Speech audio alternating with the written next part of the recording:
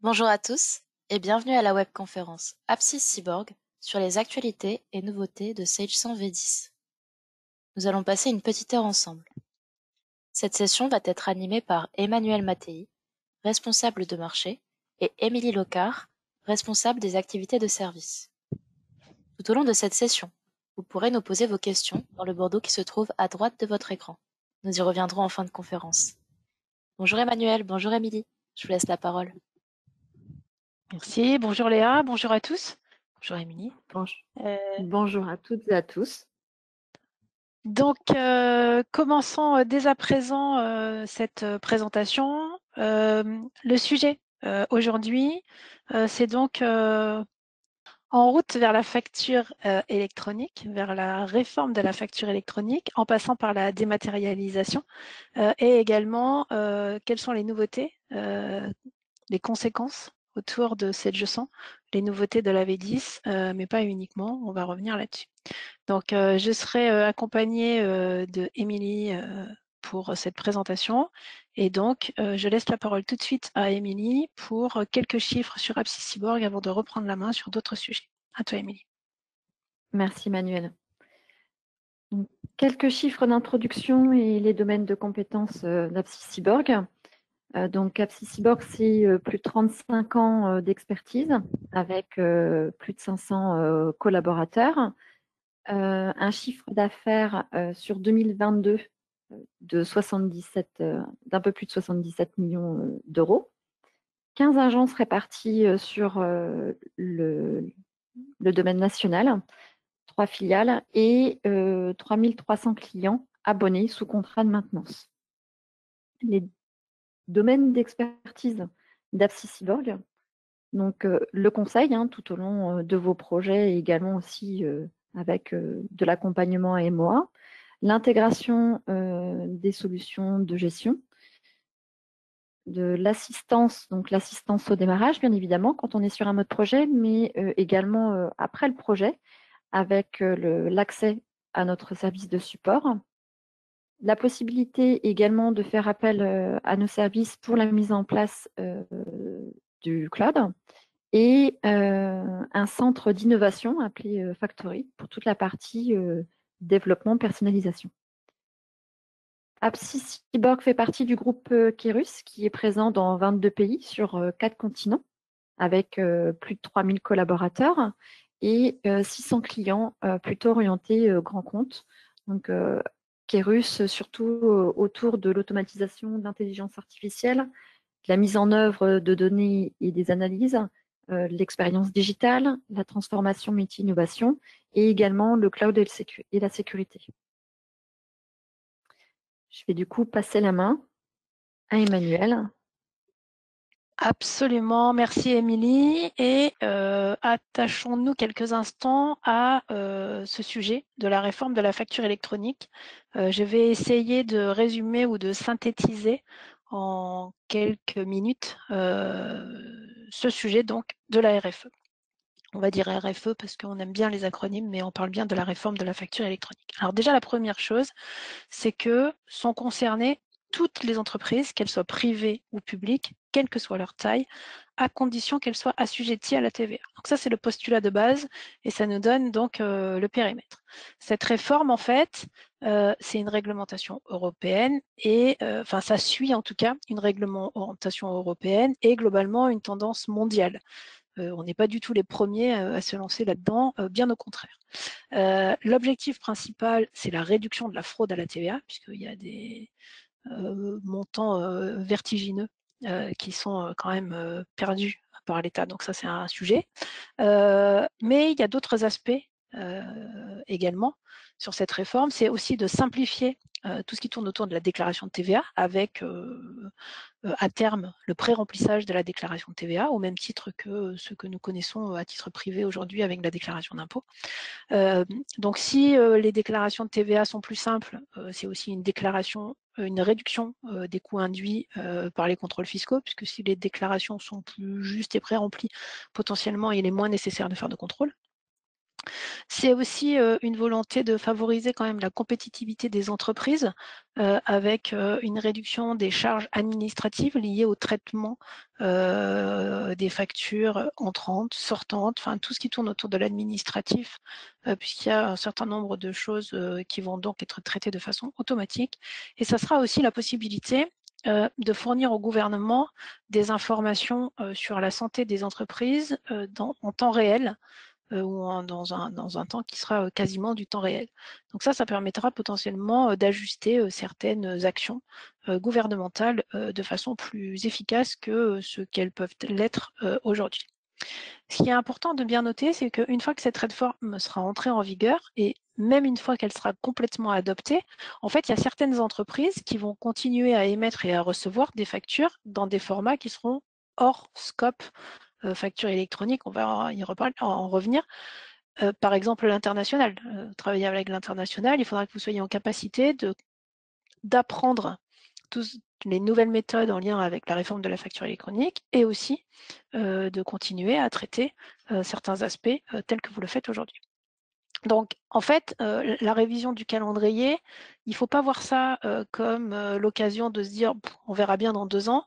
C'est plutôt une formidable opportunité, une formidable occasion de vous préparer plus sereinement à l'ensemble des transformations qui vont être nécessaires dans ce nouveau contexte. Et pour nous, c'est aussi le moyen d'encore mieux vous accompagner dans cette transition vers le zéro papier, dans cette transition vers la dématérialisation et la digitalisation des processus, dont la TVA, mais pas uniquement. Alors, si on rentre dans le détail de cette réforme, en fait, il y a 2 volets dans la réforme de la facture électronique. Il y a le volet qui s'appelle e-invoicing et le volet qui s'appelle e-reporting.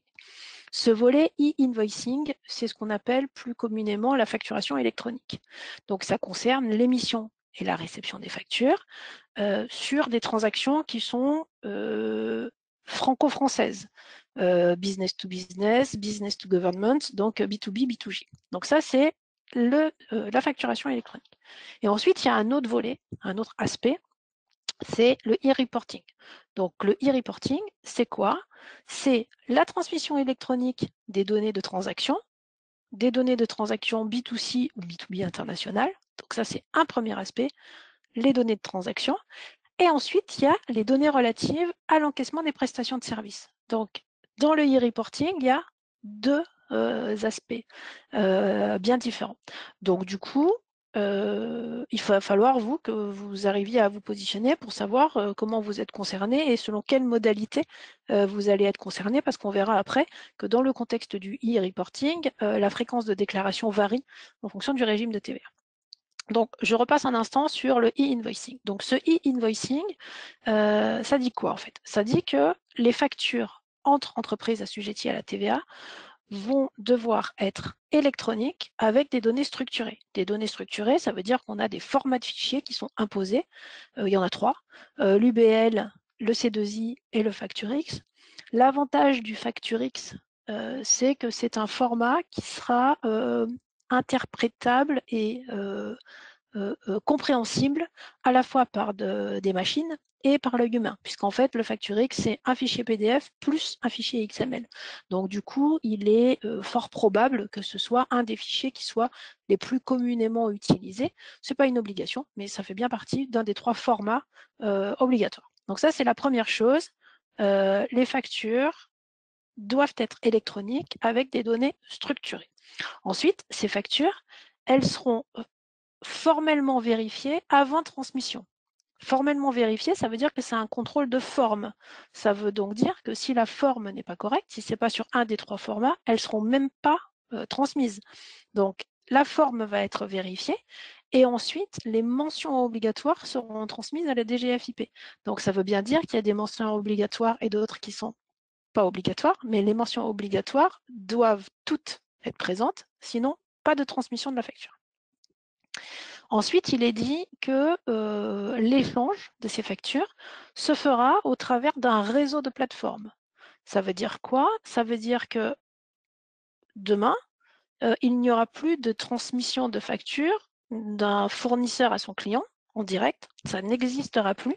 La facture va transiter par un réseau de plateformes. Et on parle de PDP et de PPF. On va revenir rapidement tout à l'heure sur ces sujets.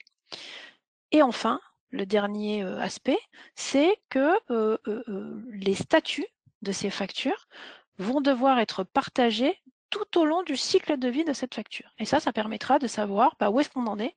Est-ce que la facture, elle a été émise ou pas? Est-ce qu'elle a été encaissée ou pas? Et on verra qu'on a tout un tas d'éléments relatifs au statut de ces factures. Donc ça, c'est le début de l'histoire sur le e-invoicing. Ensuite, quand on parle de données structurées, ça veut dire en fait que toutes ces données, elles doivent être présentes dans la base de données, dans vos systèmes d'information, dans vos ORP, dans vos solutions de gestion. Parce qu'en fait, ça implique que ce ne peut plus être des commentaires ou des informations que vous allez compléter et saisir manuellement. Et quand on parle de données structurées, il y a plusieurs groupes de données. Donc, on a bien sûr les identifiants parce qu'il va falloir identifier cette facture, son numéro de facture, sa date, son type, est-ce que c'est une facture, est-ce que c'est un avoir, est-ce que c'est un acompte, la devise dans laquelle cette facture est libellée. Ensuite, quelles sont les différentes parties? Qui est le vendeur, qui est l'acheteur, qui est le livré, est-ce qu'il y a un tiers payeur, est-ce qu'il y a un tiers facturé, quels sont les identifiants légaux des différents acteurs, on parle du numéro de TVA par exemple, on parle du numéro de sirène comme étant sirène et sirette comme étant des identifiants uniques, les adresses, les contacts, donc tout ça ce sont des informations qu'on va devoir mentionner. Les références, ah bah oui, le numéro de référence du bon de commande, parce qu'en fait, moi, pour payer une facture, s'il n'y a pas le numéro de mon numéro à moi de bon de commande, de toute façon, ma facture, elle ne sera pas traitée. Donc, ces éléments-là devront être mentionnés. Donc, toutes les références de la facture, le détail des lignes, sachant que le détail des lignes ne sera pas à transmettre dans la toute première phase, mais il sera attendu dans un second temps par la DGFiP. Ensuite, il y a tout ce qui tourne aussi sur les aspects remises, charges qui seraient en pied de documents, comme bien entendu la TVA, par exemple. Il faut le détail de la TVA ainsi que le total de la TVA. Il faut bien entendu le détail de la TVA par taux et par raison d'exemption s'il y a des raisons d'exemption. Après, on a un certain nombre de notions qu'on appelle des informations diverses. Donc ça, ce sont effectivement des mentions complémentaires qui vont devoir figurer selon toujours cette même structure, qui doivent figurer, qui doivent être présentes. Et puis, bien entendu, tous les totaux et les modalités de paiement. OK. Une fois qu'on a dit ça, donc ce sont toutes les données structurées. Ensuite, dans cette réforme, on nous expose également les règles de gestion qui sont associées à toutes ces données, les modalités de calcul, les modalités d'arrondi, quelles sont les notions qui sont obligatoires, celles qui sont annexes, pour chaque champ, quels sont les différents types, quelles sont les longueurs, etc. Donc tout ça, c'est ce qui constitue la norme. Et après, parmi toutes ces notions que je viens rapidement de nommer, il y en a un certain nombre qui sont déjà présentes dans vos solutions, dans vos ERP, dont il va falloir déjà vérifier la qualité, parce que ça, c'est un premier des axes sur lesquels vous allez devoir travailler. Et puis, il y en a d'autres qui ne sont pas encore présentes. Et c'est pour cette raison qu'on vous parle à tous de nécessaires mises à jour de vos solutions. Et donc, en fonction des éditeurs avec lesquels vous êtes amené à travailler, certains éditeurs seront plus ou moins prêts, plus ou moins rapidement, mais en tout cas, vous, il faut que vous ayez bien conscience de ces éléments qu'il va devoir faire figurer dans vos outils. Parce qu'en fait, qu'est-ce qui va se passer si vos données ne sont pas fiabilisées? En fait, s'il manque des notions, s'il y a des doublons ou si les données sont erronées et qu'elles sont potentiellement du coup incomplète, vous risquez d'avoir, si les erreurs sont liées à l'adressage de votre destinataire, il risque d'avoir une erreur de routage et votre destinataire ne recevra jamais la facture. Donc ça, c'est embêtant. Potentiellement, il y aura certainement des traitements manuels pour corriger les problèmes, mais ces traitements manuels, ils risquent d'être plutôt lourds et un peu fastidieux. Si c'est au moment de l'émission, je vous l'ai dit tout à l'heure, les factures vont être contrôlées formellement. Donc, si la forme n'est pas bonne, elle sera carrément rejetée, votre facture. Au moment de la réception, par contre, si les données ne sont pas à jour, ben, les systèmes ne pourront pas interpréter correctement la facture qui vient d'être reçue et n'auront pas la capacité d'aiguiller ou d'orienter automatiquement la facture vers le bon destinataire. Donc, ça nécessitera potentiellement une détermination manuelle. C'est peut-être pas grave, mais ça vous prendra un peu plus de temps. Et puis, si on a des erreurs ou des données qui ne sont pas justes sur la notion du statut encaissé, donc ça va être un problème parce que ça veut dire que ça va avoir des conséquences sur les données de TVA et potentiellement sur votre déclaration CA3. Et l'État du coup, va plus rapidement ticker et sans vouloir être l'oiseau de mauvais augure, mais ça veut dire qu'ils pourront rapprocher les données plus rapidement et se dire que tiens, j'ai des choses qui sont incohérentes entre les déclarations et peut-être que ça amènera des risques de contrôle fiscaux. Donc ça, c'est le sujet des données structurées. Après, dans cette réforme, dans cette nouvelle norme, les instances qui ont travaillé sur le sujet ont identifié un certain nombre de cas d'usage. Pour l'instant, il y a 36 cas d'usage qui ont été identifiés. Il y en aura peut-être d'autres à venir. Je ne les ai pas tous mis là, on est d'accord qu'il n'y a pas 36 cases. Mais c'est pour vous donner une idée, en fait, des situations qui ont été donc identifiées. Et en fait, à chaque situation, il va y avoir un traitement, une modalité de traitement particulière qu'il faudra adopter. Parce qu'il y a effectivement le sujet de la facture électronique et il y a le sujet du e-reporting qui va avec. Quelles sont les personnes que je vais, quelles sont les modalités que je vais adopter quand c'est le salarié, c'est une note de restaurant et j'ai un ticket de restaurant, mais c'est le salarié qui a payé. Est-ce que donc du coup, si c'est le salarié qui paye, je ne vais pas émettre une facture électronique, ça va plutôt rentrer dans le périmètre du e-reporting. Pourtant, il y a un moment où il va falloir que je rembourse mon salarié, donc ça va continuer à fonctionner comme je le fais aujourd'hui.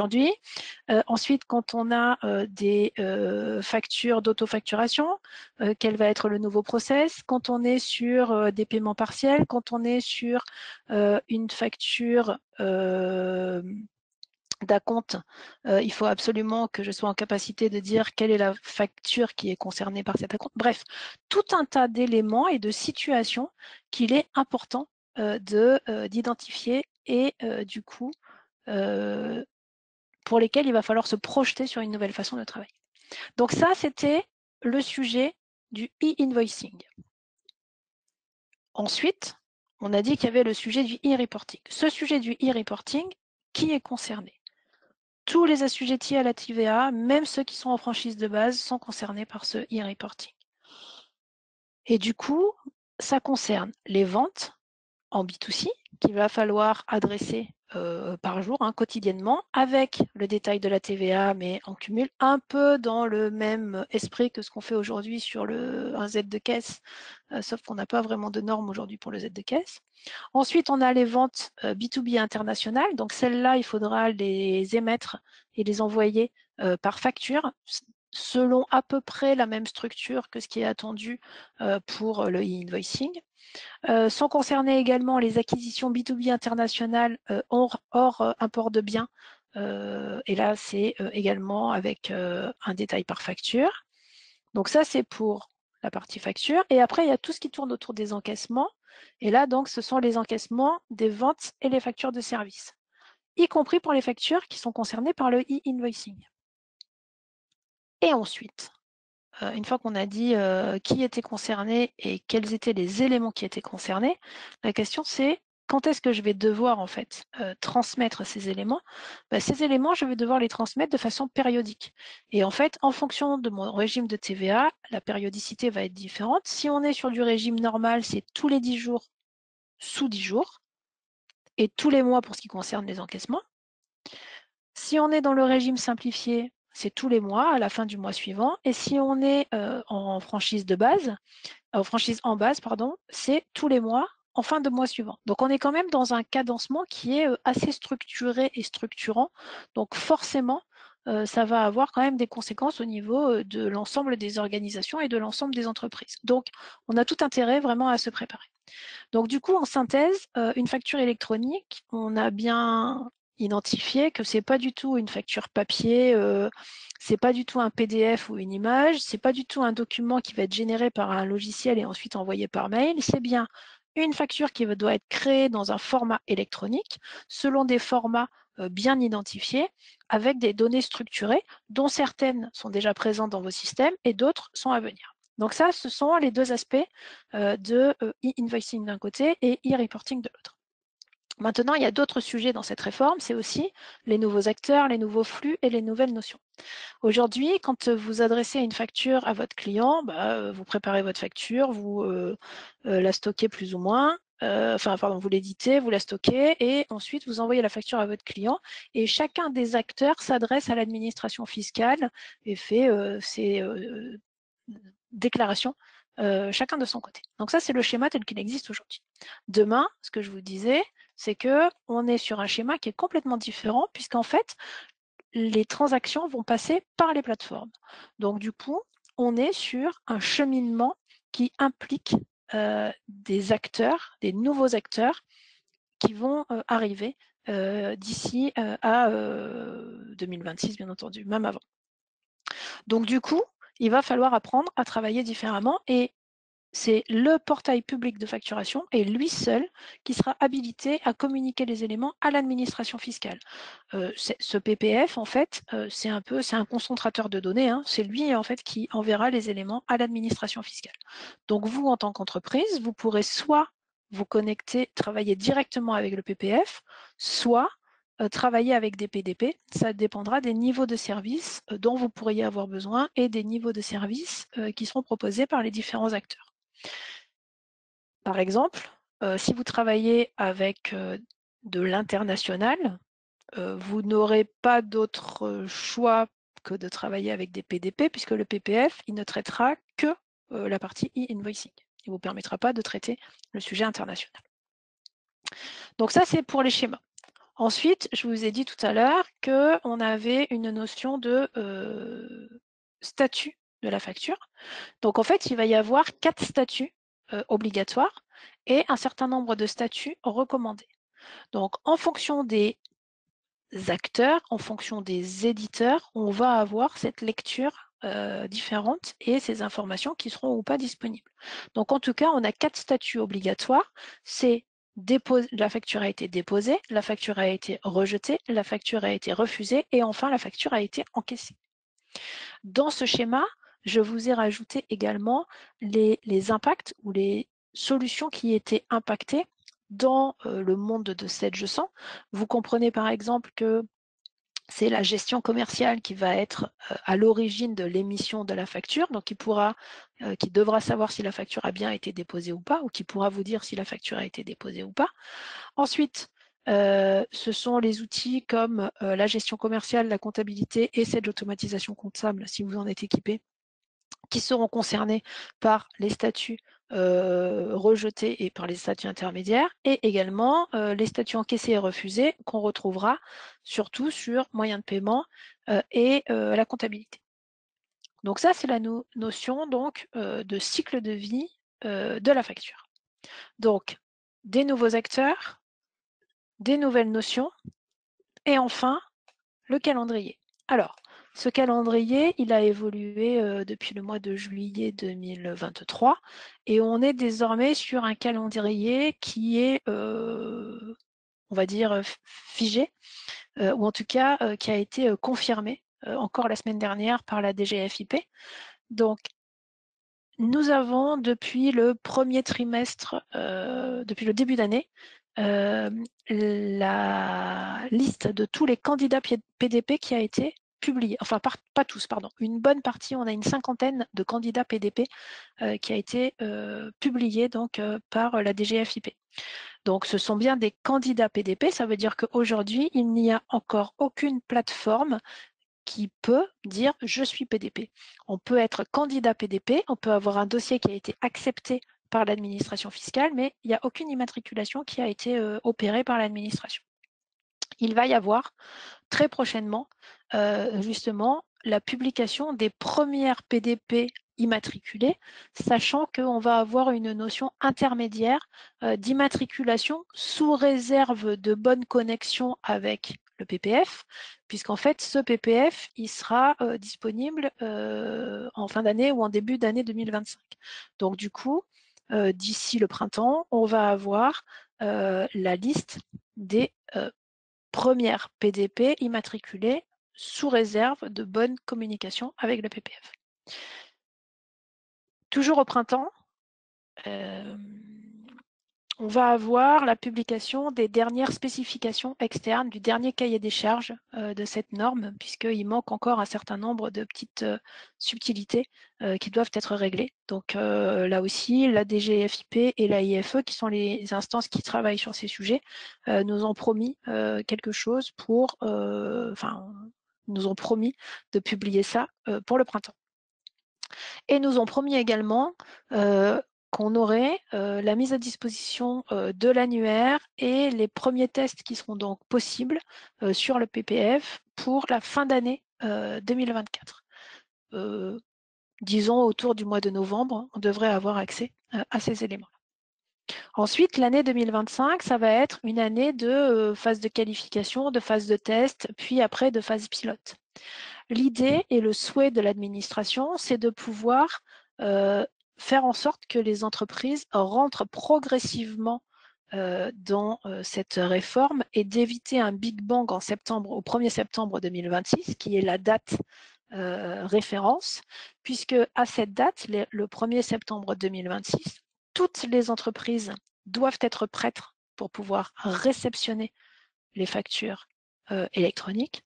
Et les grandes entreprises, les ETI ainsi que les assujettis uniques doivent être en capacité d'émettre ces factures.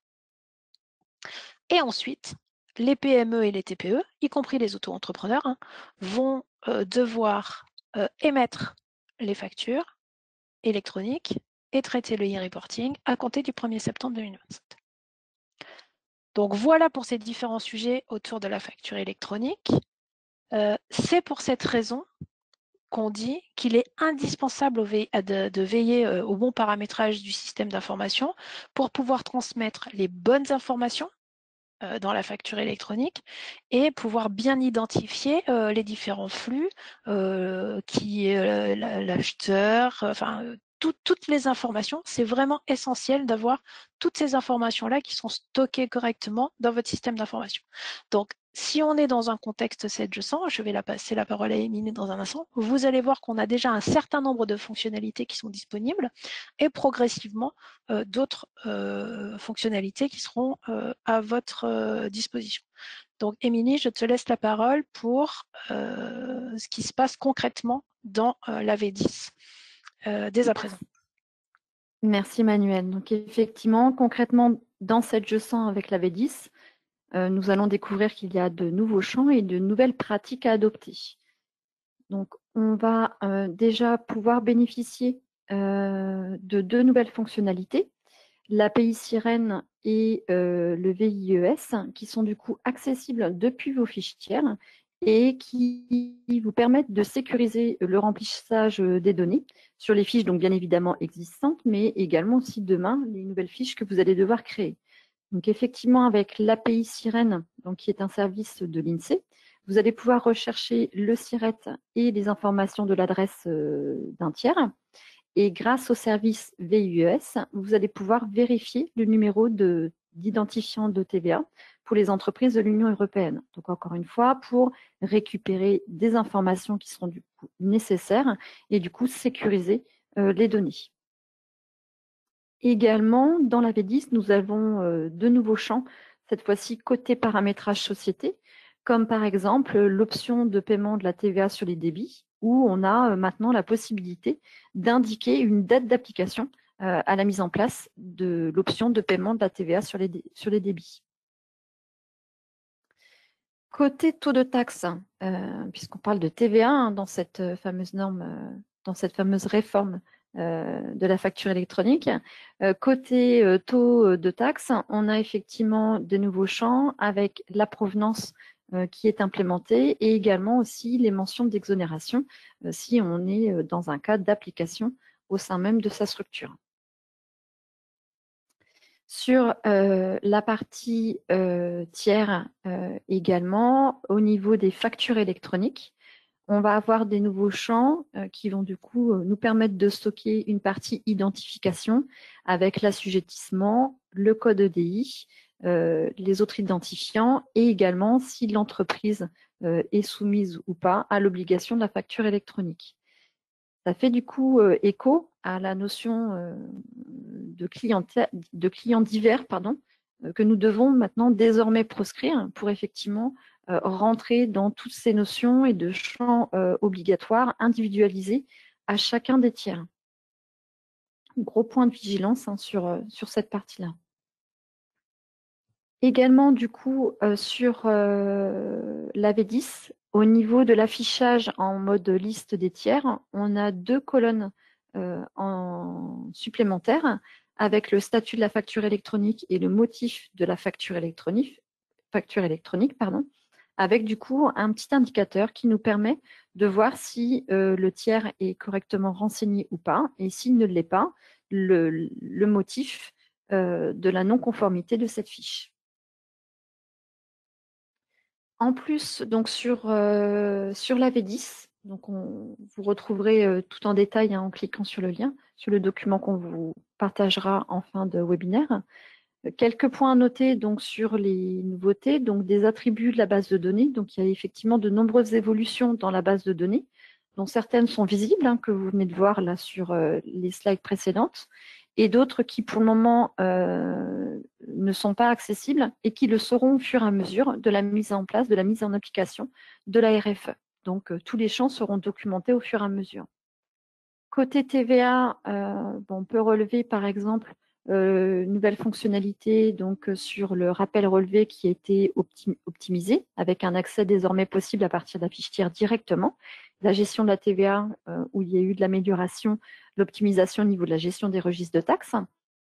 Sur la gestion commerciale, par exemple sur la facture X, on en a parlé tout à l'heure. Et puis également, on vous invite à aller découvrir les nombreuses évolutions sur le module gestion de GPAO.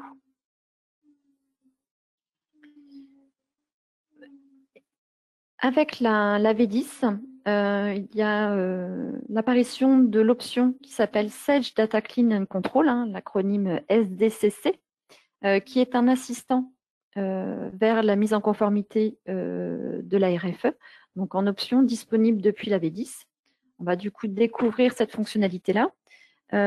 Cette option qui est encapsulée dans SedgeSan, donc SedgeSan comptabilité et SedgeSan gestion commerciale, vous permet de contrôler les données obligatoires attendues, de ce fait de fiabiliser la nature des flux et des cas métiers associés, de sécuriser la capacité de la facturation émise et reçue en fiabilisant les données, et également vous accompagne sur les actions correctives à mener pour vous mettre en conformité au niveau des éléments attendus. Cet outil est un outil qui est prévu pour être pérenne et évolutif, donc ça veut dire qu'il va suivre les évolutions de la RFE, de la norme de la RFE. Et donc, du coup, vous allez pouvoir l'utiliser après chaque importation, des créations de fiches, tout dépend de votre mode de fonctionnement de création de vos fiches tiers, de paramétrage, également sur les articles, puisqu'on a vu qu'également sur les articles, il y avait des choses à faire. Ça vous permettra, du coup, du fait qu'il est pérenne et qu'il va évoluer en fonction de la norme, de suivre les évolutions de contrôle avec la PPF et du coup la PDP, mais ce de manière transparente, puisque les évolutions seront encapsulées dans l'option Sage Data Clean and Control. Vous voyez également qu'il y aura plusieurs points d'entrée pour accéder au Sage Data Clean and Control, soit directement depuis l'intui Sage, également depuis le plan tiers et paramétrage société. Concrètement, dans l'outil, comment ça se passe? On arrive sur un assistant de lancement de fonctionnalités. Vous pouvez soit effectivement faire le choix de contrôler le paramétrage de vos données sociétés, ou alors d'effectuer le contrôle de cohérence sur vos comptes tiers actifs, Et après, vous avez un système de filtre qui vous permet soit de prendre l'ensemble de vos tiers, soit de faire une sélection au niveau de vos tiers et également aussi de demander à traiter uniquement les tiers qui ont été facturés depuis telle date. Au lancement de la fonctionnalité, vous avez du coup une restitution des erreurs, où vous pouvez voir du coup là différentes restitutions sur les paramètres à compléter, sur les fiches tiers à compléter. Et donc, ça vous identifie rapidement et facilement les tiers qui sont mis en erreur et les éléments à apporter en correction pour fiabiliser votre base de données. Au niveau du découpage fonctionnel de la V10 avec Sage Data Clean and Control, donc vous avez par exemple donc des évolutions en italique et en orange sont des évolutions qui vont arriver au fur et à mesure de la mise en place de la RFE. Sinon, les autres sont déjà disponibles, comme par exemple la détection en masse des anomalies de paramétrage, code ISO, unité de vente de l'ISPI, ce que je viens de vous présenter, c'est effectivement disponible avec l'option Sage Data Clean and Control. Par contre, effectivement, la nouveauté V10 que je vous ai présentée précédemment sur l'utilisation de l'API Sirène ou du service VIES est présent dans cette G100 V10, même sans l'option Sage Data Clean and Control.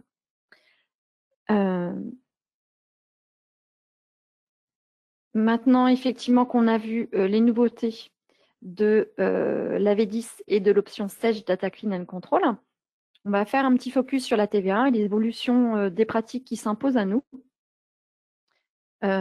L'évolution des pratiques fait qu'effectivement, on va se devoir de télédéclarer, télépayer sa TVA pour se mettre en conformité avec la réforme. Et donc, du coup, ça nous impose de nouvelles pratiques.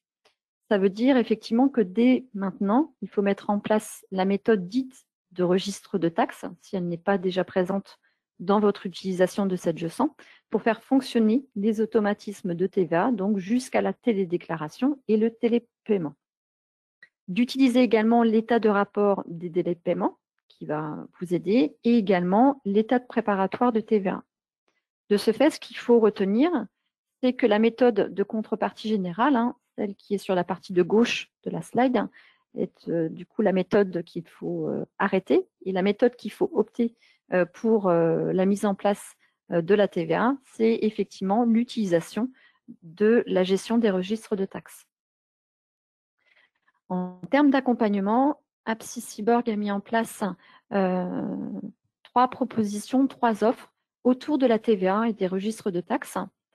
En plus des tutoriels où on vous invite effectivement à aller notamment sur votre espace client pour aller découvrir les grands principes de la TVA.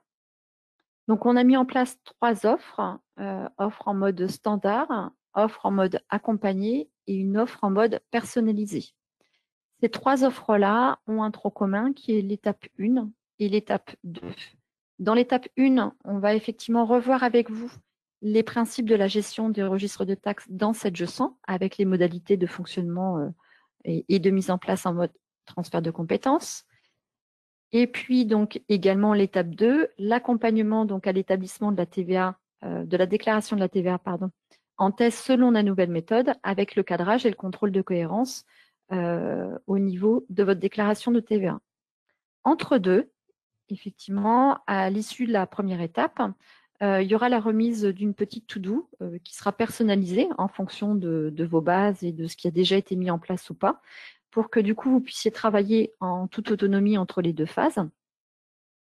Et sur le offre mode accompagné, ce qu'on va avoir de différenciant, ça va être l'étape 1 bis, où on vous accompagne au paramétrage et à l'éclatement du plan comptable pour distinguer les comptes par taux, donc avec une création de 30 comptes. L'offre personnalisée, on dit plutôt qu'elle est indispensable pour les clients qui effectivement importent les achats dans la comptabilité 7 G100. Pourquoi? Parce qu'on vous propose du coup l'étape 0, qui n'est pas à négliger, qui est l'analyse des impacts sur les interfaces qui sont déjà existantes, pour effectivement mettre en exergue les éléments sur lesquels on va devoir travailler pour pouvoir intégrer l'ensemble des éléments dans votre comptabilité 7 G100 et c'est-à-dire l'ensemble des éléments qui sont attendus par la RFE. Sur chacune de ces offres, on vous propose donc également de venir adosser un carnet de 10 jetons qui vous donne du coup accès à les offres sur mesure où vous allez pouvoir du coup bénéficier d'un accompagnement ponctuel quand vous êtes bloqué, soit entre l'étape 1 et l'étape 2, soit effectivement au moment de votre déclaration de TVA. Merci Émilie pour toutes ces De rien, précisions. Donc voilà pour ces différents sujets sur le produit 7G100 et les points autour de la TVA. On va essayer maintenant de prendre un tout petit peu de hauteur, un peu de recul et d'élargir un peu notre scope et de se positionner dans un sujet plus large de dématérialisation, de digitalisation du flux de traitement des factures fournisseurs. Quel bénéfice pour vous de vous équiper dès à présent, parce que c'est tout à fait possible, de ce type d'outils. L'intérêt, effectivement, c'est si vous vous équipez d'une solution qui permet de dématérialiser les factures entrantes, vous allez pouvoir bénéficier d'un certain nombre d'avantages, de gains, de retour sur investissement assez rapidement. Déjà, vous allez pouvoir réduire le délai entre le moment où vous allez réceptionner la facture et le moment où elle est intégrée ou en tout cas écrite en comptabilité. Et en plus, vous allez pouvoir utiliser une notion qui s'appelle le bon à payer, c'est-à-dire qu'il sera possible d'avoir l'écriture comptable en lien avec la facture qui a été réceptionnée, même si celle-ci est en attente de bon à payer. Donc, comptablement, ma facture, elle est présente.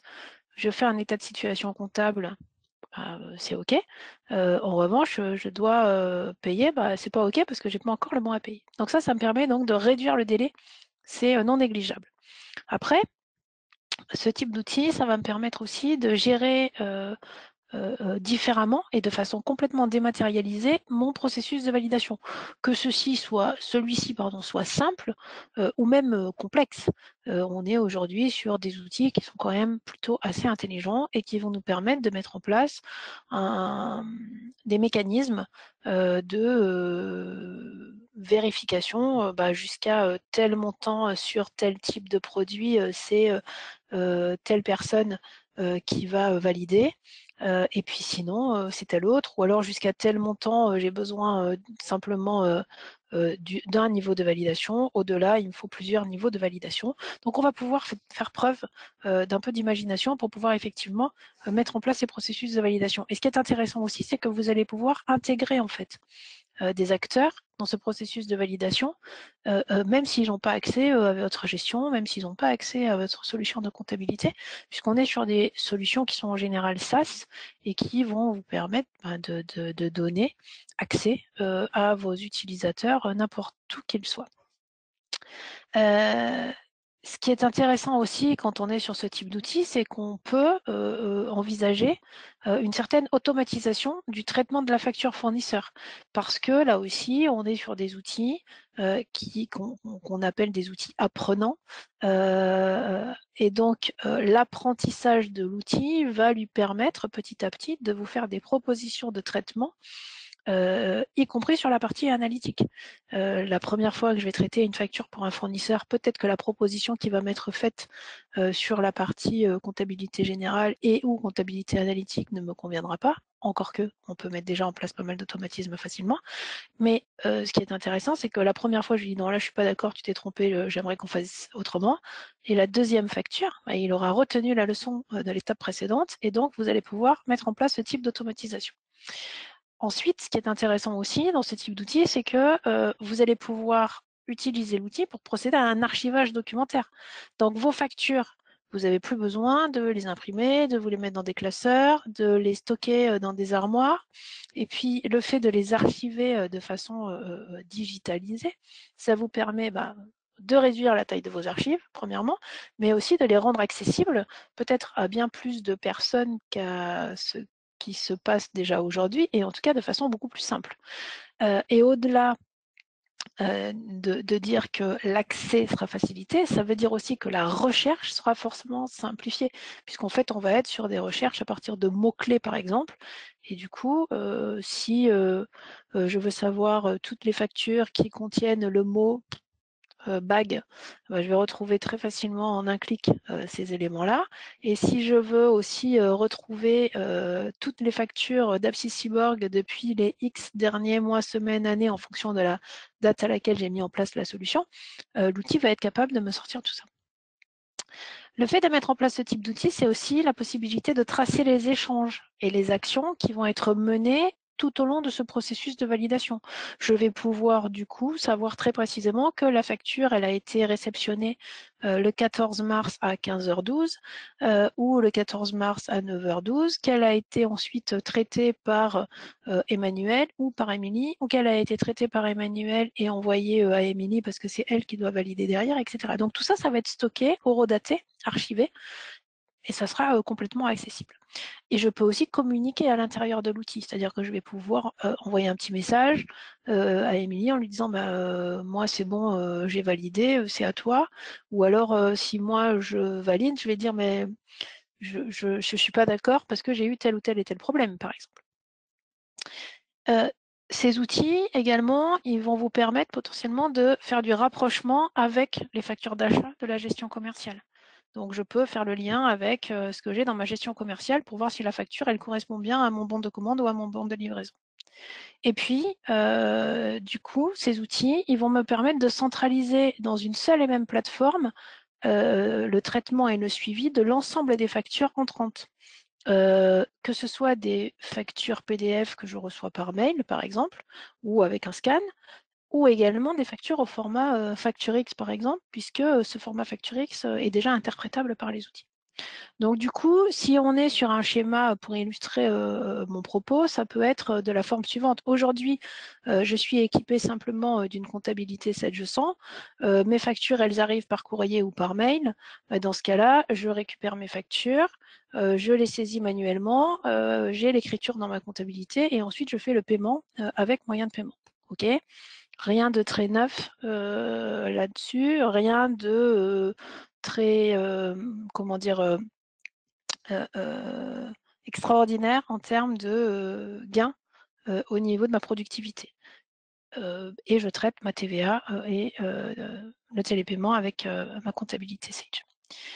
Si je mets en place mon outil, l'outil va être capable de capturer les factures, qu'elles proviennent donc de par mail avec le PDF. Il y a un traitement qui se fait avec un OCR, donc c'est un outil de reconnaissance des caractères. Et ça me permet de mettre en place un apprentissage progressif assez rapide et de mettre en place donc une automatisation partielle du traitement de la facture. Alors bien sûr, il y a un contrôle humain, hein, mais ça fait quand même gagner du temps. Et surtout, ça me permet de rentrer ma facture dans un processus de validation et en même temps, ça va me permettre d'écrire la facture en comptabilité. Donc du coup, je fais, j'allais dire, d'une pierre deux coups. Je mets en place un processus de validation digitalisé. J'écris l'écriture en comptabilité, l'écriture de comptabilité générale et l'écriture analytique, et j'informe les acteurs comptables si cette facture elle est bonne ou pas à payer. Accessoirement, mais de façon non accessoire, j'archive tout ça, puisque donc les factures elles sont stockées. Et puis ce qui est intéressant aussi, c'est que comme il y a des liens entre ma solution comptable et mon portail, je vais pouvoir, à partir de ma comptabilité, accéder très facilement à mes factures, même si je ne les avais pas vues tout de suite quand elles sont arrivées. Maintenant, je change de contexte et je me mets dans le contexte où je suis sur du e-invoicing, c'est-à-dire sur le format facture électronique. Si je suis équipée de la comptabilité Sage, je vais avoir la possibilité directement à partir de ma comptabilité de récupérer ma facture, format électronique, dans une bannette, dans un espace de stockage un peu différent, et j'aurai une automatisation partielle des traitements, c'est-à-dire que la comptabilité, elle va savoir traiter les automatismes liés aux en-têtes et aux pieds de page. Elle n'ira jamais regarder le détail des lignes. En revanche, si je suis équipée de mon portail, le portail, donc, il va savoir traiter, bien entendu, le flux le nouveau flux entrant avec le nouveau fermat. Et ce qui est intéressant, c'est que je vais pouvoir lui expliquer à cet outil comment procéder à mon paramétrage au niveau des lignes qu'il va traiter. Telle notion contenue dans la facture, du coup, ça correspond à tel compte comptable. Tel type d'article correspond à tel compte comptable. Et du coup, je gagne du temps, je sécurise ma saisie et, bien entendu, je rajoute cette fonctionnalité dans mon processus de validation que j'avais déjà mis en place. Donc, du coup, vous pouvez complètement intégrer dès à présent ce type d'outil et ça vous permet en fait d'anticiper en fait et de mieux vous préparer à l'étape de la RF. C'est une première étape. Puisqu'en fait, pour se préparer, et c'est Émilie qui va reprendre la main par rapport à ça, il y a un certain nombre de points sur lesquels vous pouvez travailler. Effectivement, se préparer sereinement, profiter du calendrier qui s'offre à nous pour pouvoir du coup organiser votre projet en désignant un référent de la facture électronique et également en constituant un groupe projet en interne. Former les différents acteurs des services comptables, mais pas que, et également opérationnels. Établir une veille réglementaire pour se tenir au courant de l'actualité. Peut-être relation avec l'expert comptable, le conseil, votre fournisseur de SI. Également, un grand changement sur avec la mise en place de la conduite du changement, avec les nouvelles pratiques, et d'établir un rétro-planning prévisionnel cible pour se préparer au mieux. En parallèle, il va falloir cartographier vos processus pour du coup inventorier les solutions impactées par la RFE dans le domaine comptable, gestion, métier et autres. Peut-être que vous avez des interfaces qui sont en place, des développements spécifiques, connexes, un site marchand, etc. D'analyser le processus de collecte et de contrôle de la TVA pour vous mettre en conformité sur ce point-là. D'anticiper de ce fait les impacts sur l'organisation et de réfléchir quant au choix de votre future plateforme, PPF ou PDP. Il va falloir également enrichir et faire évoluer vos systèmes d'information, donc cartographier les flux impactés, de faire évoluer le paramétrage de la TVA dans les différents systèmes, côté gestion et côté comptable, d'opter pour la télédéclaration de votre TVA et le télépaiement, d'analyser, de nettoyer les données pour être prêt au moment du passage en réel, avec notamment donc toute la partie bastière, les sirettes, numéro de TVA, tout ce qu'on a pu voir précédemment, et de s'équiper dès à présent d'une solution de dématérialisation et traitement des factures entrantes pour digitaliser et fluidifier les flux.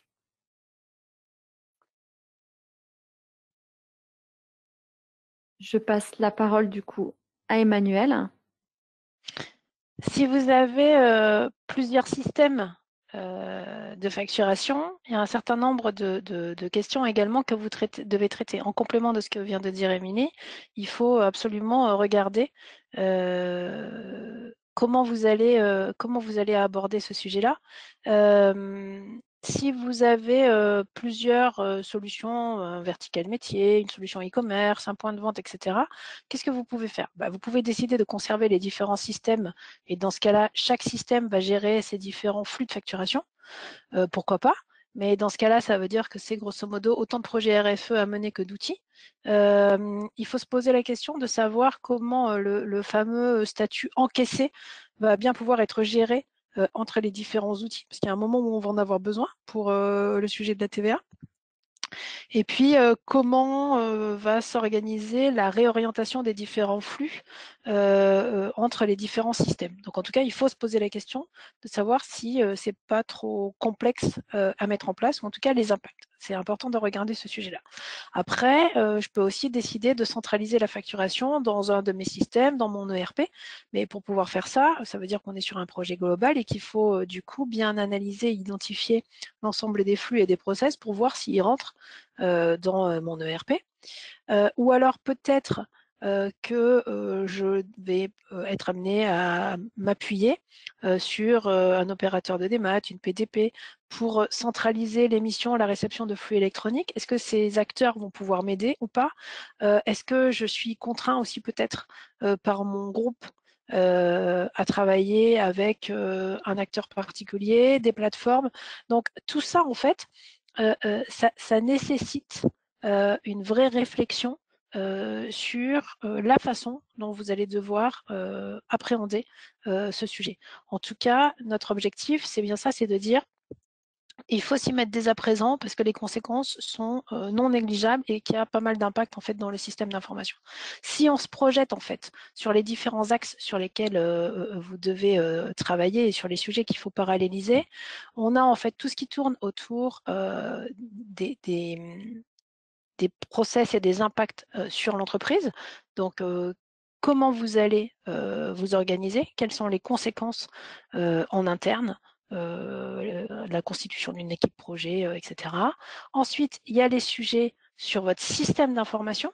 Est-ce que mon système d'information actuel doit évoluer ou pas? Est-ce que les éditeurs avec lesquels je travaille m'ont déjà confirmé qu'ils seraient prêts ou qu'est-ce qu'il va falloir que je fasse pour qu'ils évoluent? Est-ce que je m'équipe d'outils complémentaires pour déjà rentrer dans le dispositif?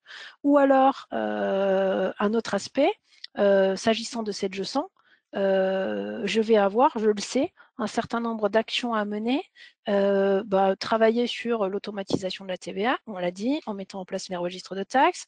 Il va falloir que je fasse la mise à jour en V10, c'est une première étape, et il y en aura forcément d'autres. Il y aura prochainement d'autres mises à jour qui seront liées à cette RFE. Est-ce que je souhaite ou pas souscrire à l'option Sage Data Clean and Control dont a parlé Émilie? Tous ces sujets, ce sont des sujets en fait sur lesquels il va falloir effectivement réfléchir, travailler, se positionner. Et enfin, parce qu'il y en a, cette réforme en fait, elle a énormément de bénéfices pour les entreprises, puisque l'objectif quand même, c'est d'automatiser les traitements, d'accélérer les paiements. C'est vrai qu'on n'en parle pas toujours, mais puisque on va être sur des factures qui seront j'allais dire forcément correcte. En tout cas, on aura moins de délai entre l'émission, la réception, le traitement, donc ça va forcément accélérer les paiements. Ça devra aussi réduire les litiges, et puis on appelle ça aussi les litiges non causés, c'est-à-dire qu'aujourd'hui, peut-être qu'entre le moment où vous envoyez la facture, peut-être qu'elle n'atterrit pas dans le bon service, vous ne savez pas si elle a été reçue, c'est pas moi, c'est l'autre, etc. Donc ça, normalement, ça devrait disparaître. Et c'est aussi l'objectif de nourrir les systèmes en données pour pouvoir avoir des analyses plus justes, mais nourrir les systèmes sans faire de saisie manuelle. Et si les systèmes sont nourris, du coup, on pourra mieux gérer et mieux prévoir dans un contexte de PME, de TPE, ça peut être intéressant. Mais pour pouvoir faire tout ça, on a dit, il nous faut en fait des données et il faut que tout le monde produise les mêmes données. Tout le monde produise les mêmes données au même format et qu'on ait des process qui soient alignés, qui soient coordonnés, qui soient partagés.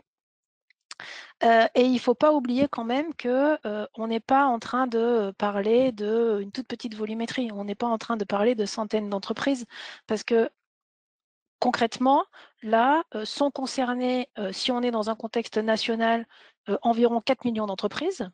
Si on se positionne sur un contexte européen, parce que vous avez certainement entendu parler de la directive VIDA que l'Europe souhaite mettre en place concernant la TVA à l'ère du digital, et donc là, ce sont 20 millions d'entreprises qui sont concernées. Donc, forcément, si on veut en fait embarquer cette volumétrie d'entreprise, il n'y a pas d'autre possibilité que effectivement d'imposer la mise en place d'une réglementation. Donc, il faut aller dans ce cheminement et aller vers cette réforme pour tous les bénéfices qu'on vient de citer. Je vous remercie pour votre attention. Je vais passer la parole à Léa. On est presque en retard, mais pas encore. Du coup, Léa, tu peux reprendre à la main quelques instants pour récupérer les éléments dont tu as besoin. Je vous remercie beaucoup. Merci Emmanuel, merci Milly pour cette présentation. Est-ce qu'on a des questions déjà, Léa? On peut Oui, peut-être on a laisser à la quelques fois questions, Emmanuel. voilà. Je te Laisser remercie. l'affichage et prendre les questions. Parfait. Alors, on a une question. Quand sera disponible la V10 de Sage 100? Elle est disponible depuis depuis la fin de l'année 2023. Donc, elle est complètement disponible. Merci. Sage Data Clean and Control est-il inclus dans la V10? Alors, Sage Data Clean and Control est disponible à partir de la V10, mais c'est une option. Donc, ça veut dire que c'est une option complémentaire qu'il faut souscrire, donc un abonnement additionnel. Merci. Est-ce que la mise en place d'un portail pour traiter les factures fournisseurs est obligatoire pour la mise en conformité à la réforme de la facture électronique? Alors, non. Il n'est pas obligatoire de se doter d'un portail pour traiter les factures fournisseurs pour être en conformité. En revanche, il nous semble que c'est une bonne façon de rentrer en fait dans le parcours pour pouvoir déjà digitaliser les flux qui peuvent l'être et digitaliser dès à présent des flux qui ne sont pas forcément sur des flux digitaux, on parle encore de PDF par exemple. Merci Emmanuel, c'est notre dernière question. Si vous avez d'autres questions qui vous viennent ensuite, n'hésitez pas à contacter votre interlocuteur commercial habituel. Et donc, nous allons clore ce webinaire. Merci à tous de nous avoir suivis. Vous pouvez retrouver les sujets de nos prochaines conférences web directement sur notre site apsiscyborg.com. Bonne journée à tous et à bientôt. Merci beaucoup, au revoir. Merci, au revoir.